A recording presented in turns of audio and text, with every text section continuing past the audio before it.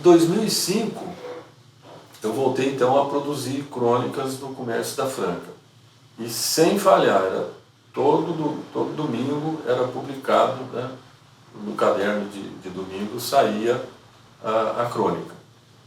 E eu procurei fazer nesse período uma crônica de costumes mesmo. Eu fui levantando as musas da minha adolescência, onde estavam, né, lembranças de coisas desse tipo.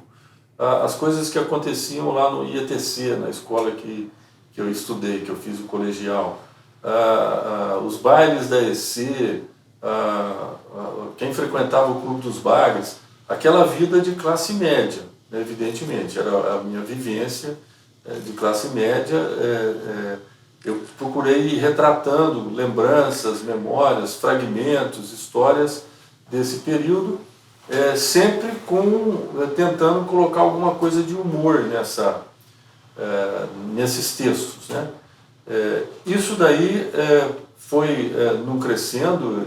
Eu me lembro que havia uma aceitação, recebia muitos elogios de leitores, acabava encontrando com pessoas nas ruas que tinham lido.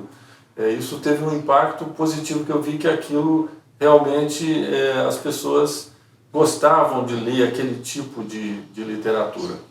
Em 2009, nós reabrimos o Laboratório das Artes e voltamos a fazer exposições, oficinas, voltou a ser um polo cultural muito atuante novamente, né, o Laboratório das Artes, mas voltado especificamente para as artes visuais. Nessa época eu estava fazendo alguns projetos de arquitetura, principalmente o projeto do campus de Varginha, que é uma universidade regional, né? Eu fiquei vários anos envolvido com aquele projeto, um projeto muito grande, junto com 2 arquitetos aqui de Franca.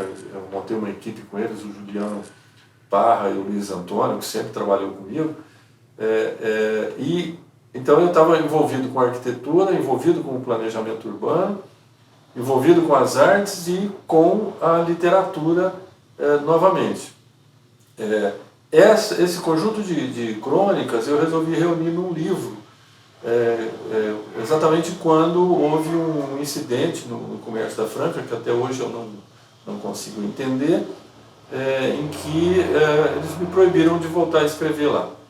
Então eu encerrei minha participação, mas eu continuei escrevendo religiosamente. Todas as segundas-feiras tem uma crônica minha na minha página do Facebook. Isso eu mantive como uma constante, sem falhar, né? Então, em 2012, eu resolvi lançar uma coletânea daquelas crônicas.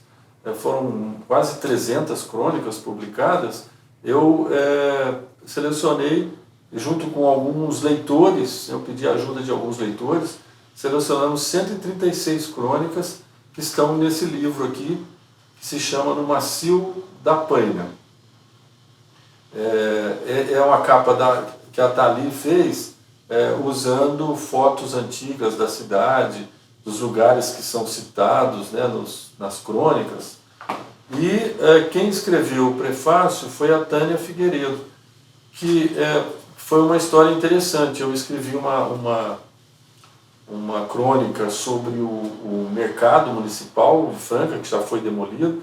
Eu ia com a minha mãe, que ela ia lá comprar queijos, numa loja de queijos que tinha lá, e que era o pai dessa Tânia, que era uma colega do IETC, que era muito bonita e que eu nunca tinha conversado com ela. Ela estava na minha classe, mas a gente morria até de vergonha, de medo. Ela era tão bonita que a gente não chegava nem perto. E eu escrevi essa crônica falando: o que será que virou da Tânia? Porque realmente, depois que eu me formei e ela foi estudar fora, eu nunca mais a vi. E aí, para minha surpresa, algumas semanas depois, eu recebo por e-mail uma mensagem da própria Tânia, agradecendo a lembrança e tal, e a partir daquilo nós entabulamos uma amizade que permanece até hoje. Nos encontramos sempre, encontramos em São Paulo, no Rio, várias vezes já, para lembrar desse passado, mas também falar do presente e do futuro. Então, são coisas, às vezes, que acontecem, provocadas por uma crônica, que acabam gerando outras crônicas. E ela escreveu, ela era publicitária, né? É publicitária, ela escreveu um prefácio falando sobre esse macio da Paina, que, na verdade, é uma história também que eu conto, que quando eu ia dormir na casa da minha avó, a cama era de palha e o travesseiro era de paina. Então, dessas lembranças de criança, né, dessas histórias de criança. Então, é um painel da vida da cidade, das pessoas que viveram esse tempo, viveram em Franca nos anos 50, 60 e 70, que estão retratadas aqui.